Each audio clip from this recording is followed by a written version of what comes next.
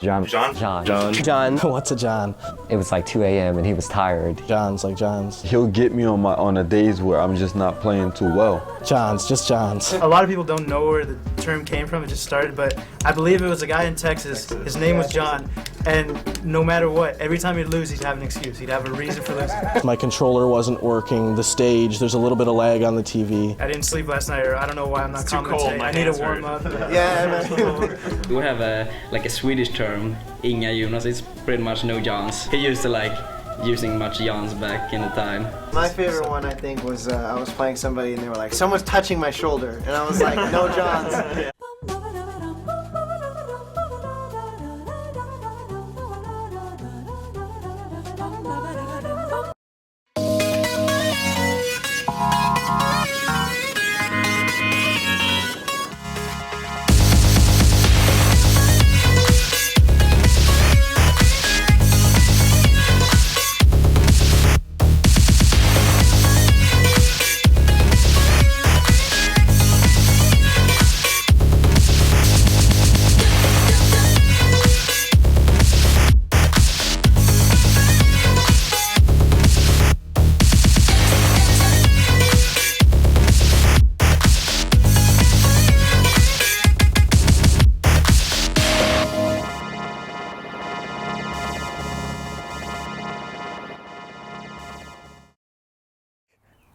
I was like really into the word true that for some reason. That's like when the word just first came out, like everybody was saying it. And so I was like walking down the street and like walking home from school and I'm just like, true that, yeah, true that, true that. I'm just, I said it so much that it became my name. Smash tag is chaotic. Sago. Solid Jake is my tag in the Smash community. JV3x3, just random numbers and initials. Some people create the tag when they're younger. Chillin' Dude 829. Morg. Unknown Force. WIFE wife. As you get older, you realize you don't want that like name to like stick to you. I like it, I enjoy it. Today's winner is Dr. Pee-Pee. Come on. It's built a little identity around itself. I identify with it. If I could go back and change it, I probably would. I would be something cool like Dark Rain. But as it is, I'm wife and I identify with it. I wouldn't say that I found myself in Smash, but I found a second self in Smash. Having this gamer tag and this alternate life and this alternate set of friends and this alternate set of goals allowed me to have an identity that was very different. In regular life, some people call me the most positive person they've met. I'm a very positive person, but in Smash, I'm arrogant. I'm arrogant and I can be condescending and I know what I want and I'm aggressive and forceful and it's fun to have that second identity. I wonder how many people found a community where they were able to express themselves where they couldn't before. I think that Asin may be one of those, and I don't know about Asin's real-world personality. I can't say that for sure, but I can say that his personality in the Smash world is very cool, and I did get to know that Asin. He's one of those players who's just completely 100% like all like thinking. He's actually the only person to ever beat me in tournament in a Samox duo. No one's ever done that, and it was early. I'd probably be able to beat him a little later in my career. They would call him the master of all the characters, and he was good with all of them, all 26. And he would beat a lot of people with their own character, and it was kind of embarrassing because you'd have these people that specialize in characters, and he'd beat them. And his style was just very unique, very like, it was almost dumb how he played the game. It's one thing to just learn the game in one way, but like he seemed to master it in a different way. He would do a Marth forward smash like 3 times in a row. It's like he missed the first time, he missed the second time. There's no way he's gonna do it the third time. You do it the third time. You're like, that's so stupid. Why did I just get hit by that? He might not even be able to control the character to like make it look like a top tier character, but like he'll just beat you anyway. It was very ugly, but he won, and he won a lot.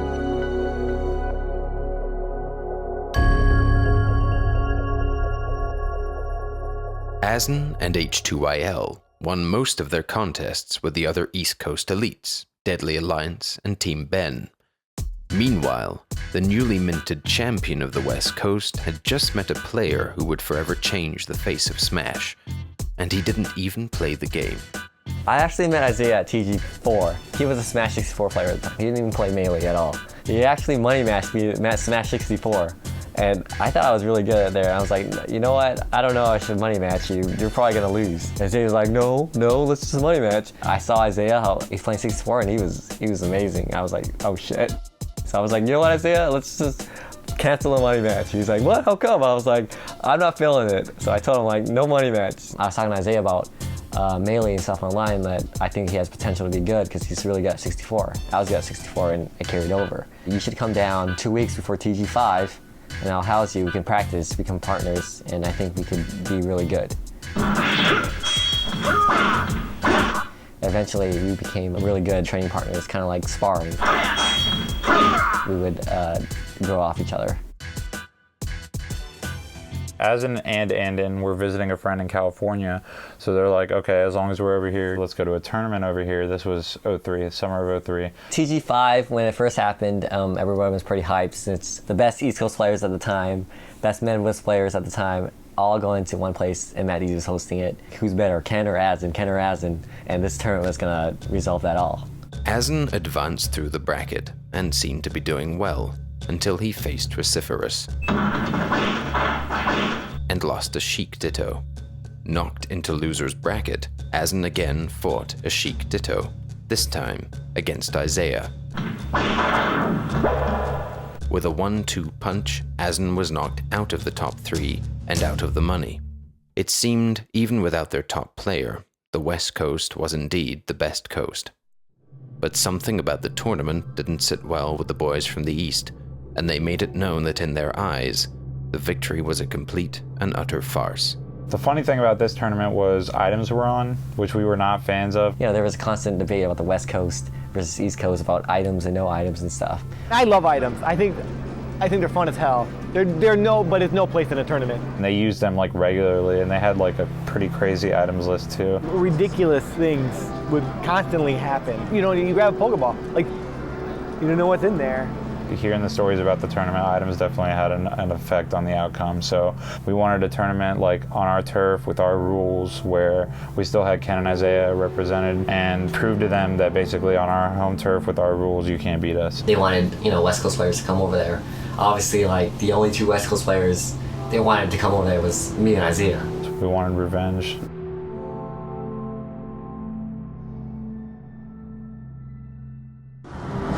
Here we are off to the journey. It's my buddy Ken. It sucks. Oh, doesn't. Chops.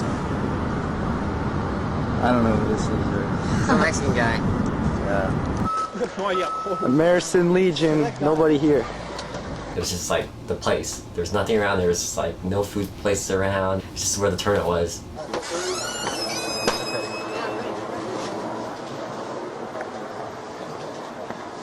There's my partner practicing. Who are these people? Oh, it's Joshua.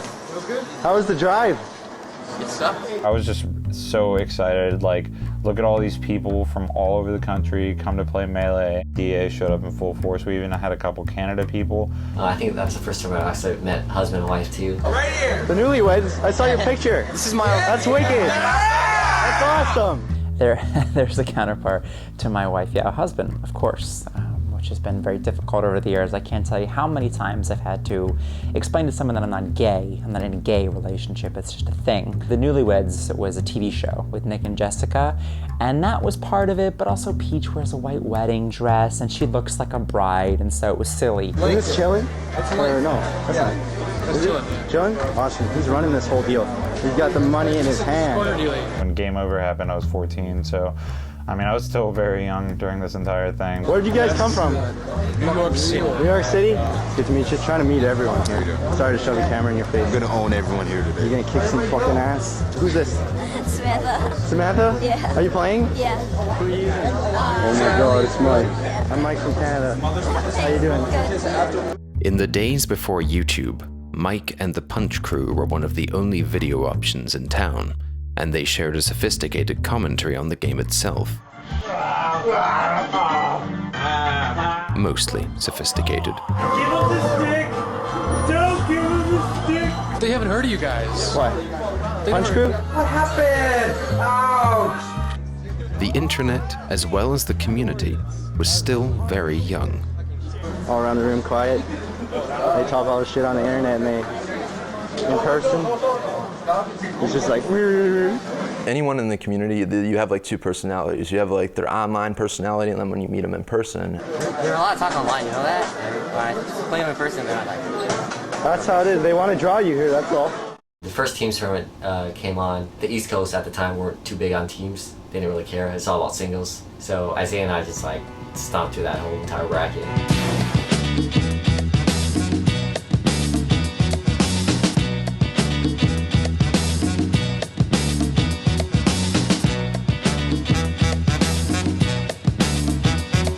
We owned them.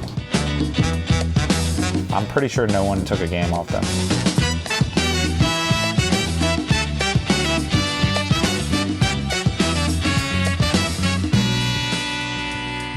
Winners finals happened, and that was just brutal. Like, Asin and Andon got decimated by Ken and Isaiah, and it was never really close. Teams did have the $300 pot bonus, which is mainly why Ken and Isaiah came, I think, knowing that they had teams pretty much in the bag. And after Andon's like, okay, so there you got what you wanted. Now it's time for, you know, singles and whatnot.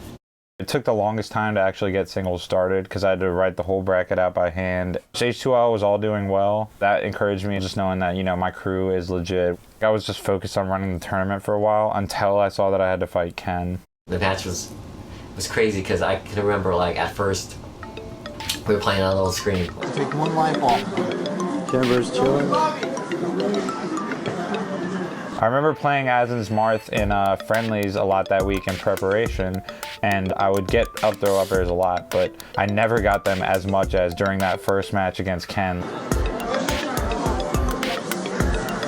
Okay, this strategy is really, really good, and I should probably be using this like at all times. The chillin' is simply this: you throw somebody upwards and then hit them with an up air. Do you want me to repeat it so you can get that, or? Jatanic was getting really hyped for me, and that just started to draw a crowd.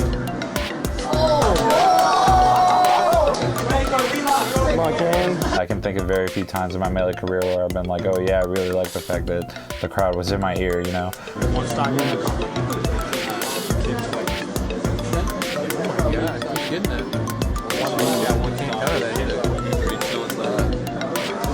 I did like a really good combo on him. I threw him up and I smashed him across the screen. Oh shit. Shit. All I had to do was smash him out. Oh my god. He came back. At that point, I'm freaking out.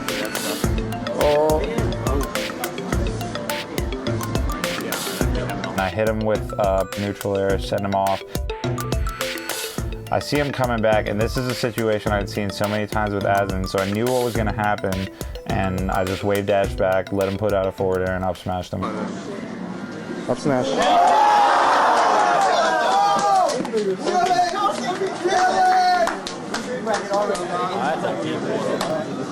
I never felt like that good, like ever probably. That might have been like the highlight of my life to that point. I was never used to losing, and that was a major shock that I can't believe I actually lost too when I lost to Chillin' Dude.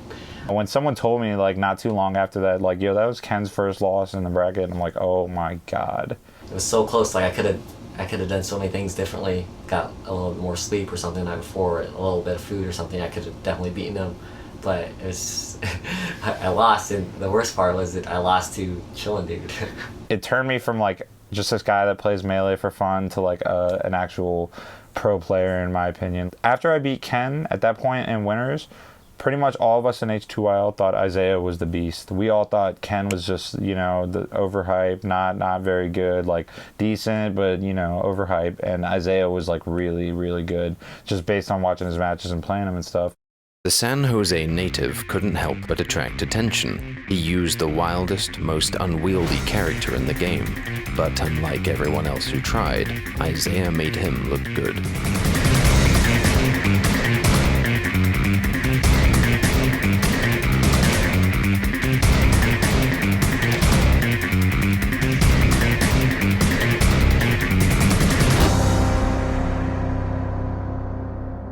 In winners finals, Asin was waiting for him. Asin versus Isaiah was like one of the first insanely high-level melee matches where you can watch it and just see the level of like mind games going on.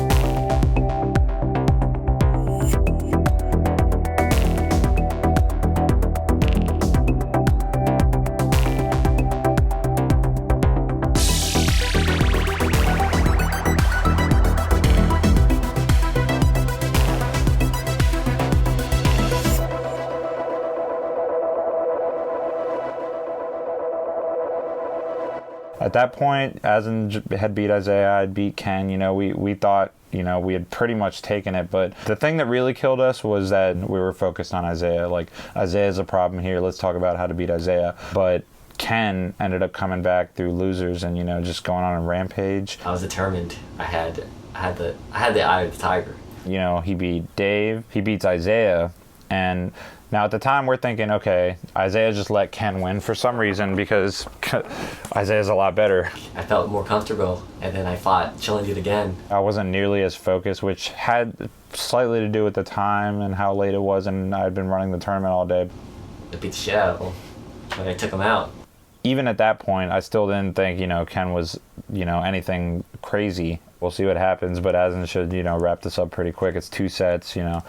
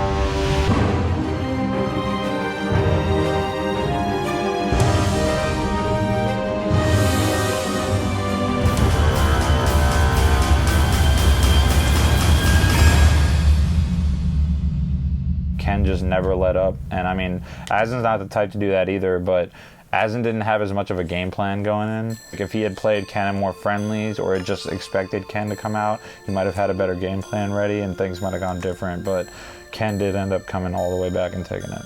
And Asin was, oh man, Asin was sad. Like I saw his face, he was sad.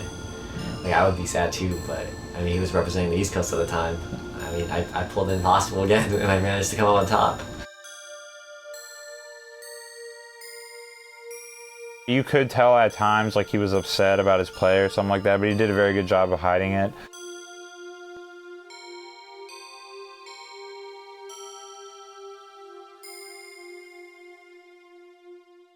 No word could better describe Asin than unassuming. He is loath to accept his greatness. For all the games that he's good at besides just Melee, where he holds these world records in a game that he just picked up just because he's Asin, not only is he just mellow and kind of goes with the flow, you know, because he doesn't really want to put up a fight, I think he really wants to do everything you say. You know, it's like, hey Asin, do you want to play Smash for 12 hours in a row and not eat? I do. But it's not just about the game. Hey, Asin, let's take a road trip to Michigan. Asin, let's put on show tunes. We're going to sing Little Mermaid. And we did sing Little Mermaid. And all those 12, 14-hour trips to the Midwest. He's great company and a great guy.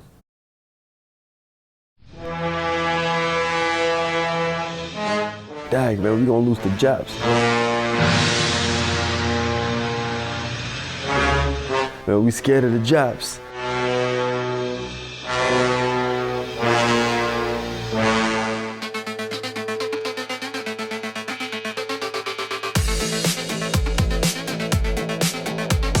The players in different countries in emerging scenes like America and Japan didn't actually verse much at all or integrate in any way, so we didn't have a clear indication of which country was better.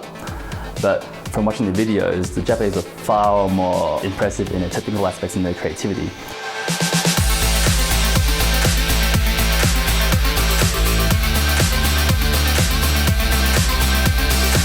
There was, I guess, a realization that Japan players were probably at the forefront of the metagame at the time, and Captain Jack was the person who was promoting the Japanese scene.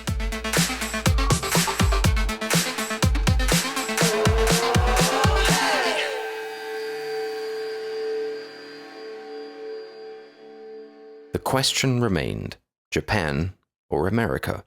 For some, the issue was already settled, but with TG6 around the corner, Matt Deasy saw an opportunity. He invited a few of the top Japanese players to compete in the States, including the formidable Captain Jack. Asin went to that, Chu went to that. That was a great tournament. To be honest, when we were having those back and forths, who's the second best in H2IL, it was most often Chu, more so than any of the rest of us. In addition to being the first international tournament, TG6 would finally put an end to an annoying West Coast practice. I remember a match that I saw at TG5 where it was Eddie the Gandor player. Matt Deasy, he lost several matches because of items. One of them was to me. It was a Sizor. I remember this too. I hit one Pokeball and it was like a Firebird and he was caught in it. And then I hit him with another Pokeball to knock him back into Firebird. And then the Sizor came out and took him off and he was just like... And after that, Matt Deasy said, F this, no more items. So he took out items for TG6. I was playing friendlies against Captain Jack the day before the tournament just to see, you know, the difference of the skill level between Japanese and American. Captain Jack's Bowser beat Ken Smart. I was like, what? Who is this guy? This guy's Japanese. He's like really, really good. I just couldn't kill him. I just didn't understand why I couldn't kill him. Like every single time I'd smash him at like 100%, he'd live. And that was actually the first time I actually learned about DI. DI, or directional influence, is the ability of the player to influence their trajectory if hit by an opponent. If mastered, this simple skill can keep you alive, where other players would easily perish. The ability that there is directional influence, DI, it doesn't even become a contest for the players that know what they're doing. It's just the back of my head like, DI, DI, DI. And that totally threw off my game. You know, I played Sasta for like third round. I was letting him hit me and I was trying to DI, and then I ended up ultimately losing the match. Yeah, people were surprised by that, and I still remember Asin saying like, Sastafer, when he lost to him, he goes, I raped him with my Pichu! And most people, I assume, are thinking, okay, game over, repeat, he's just going to sweep through losers, and then DSF actually took him out in losers. It was a bad ride home too, like, that was the first time I didn't win singles, I know. Even though we ideally would like to see Asin fight Ken again, because that's just always an epic match, this really opens the door for Asin to take it. I fought Isaiah with my Ice Commerce, and I beat him. I beat him really, really, like, I don't want to say badly, but like, I two-stalked him. Chu beat Isaiah, not only in winners, but again in losers. 2-0 both times, just showing like dominance over Isaiah, which no one had ever done. Everybody was like, oh man, who is this? Look at this Ice Commerce player. Other than Asin and Ken, there wasn't anyone who could really touch Isaiah, or so we thought. And then all of a sudden, Chu comes in with this considered low tier at the time character, Ice Climbers. Like, he single-handedly probably moved up Ice Climbers 10 spots just based on that performance. I fight Captain Jack. I lose to Captain Jack. It's set up Asin versus Captain Jack, and I'm on the phone with Chu while the finals is happening. I remember getting so pissed off that literally everyone in the venue, it seemed like, was cheering for Captain Jack.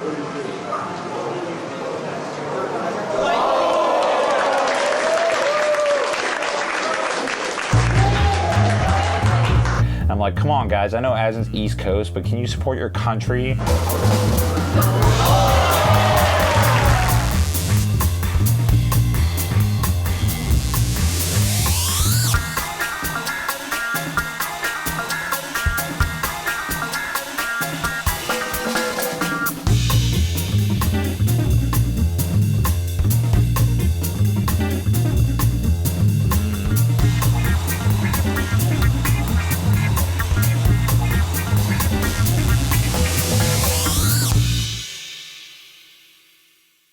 Once Asin won, like I mean, that was it. I remember putting in my SIG, like, congrats to Asin, best player in the world or something like that. Like, I was just like, okay, this is it. Asin's the best in the world. He just proved it. We're talking about, you know, how good Asin is. Best in the world now, not because, you know, he beat everybody, but because he also beat a Japanese player.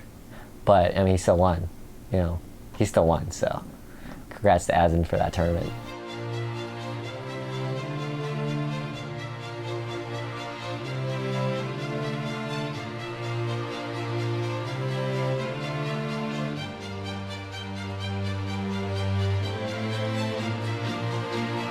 He doesn't get too excited, but you know, he was definitely really happy about it. He had his big ass trophy that he brought home on the plane. He was showing that off, so he was pretty excited about that.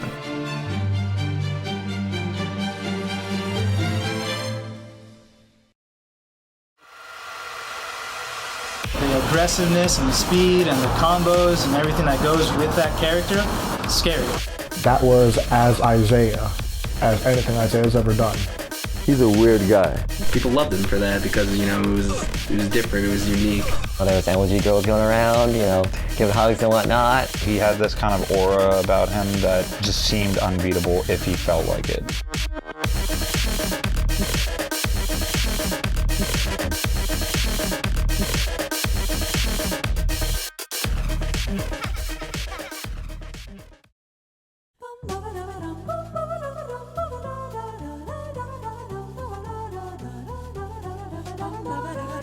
More so than that, really, because I mean, I was really excited about just holding a big tournament. I was like, okay, I want to kill all these motherfuckers in Melee. Like, I'm gonna win this tournament. So I was getting really hyped at that point. The Master of Diversity. I mean, I could see why he has that title, but if we're talking just about Melee, then we're talking to the real Master of Diversity right now. That's me. That's me. He was for his time. No, he's cool.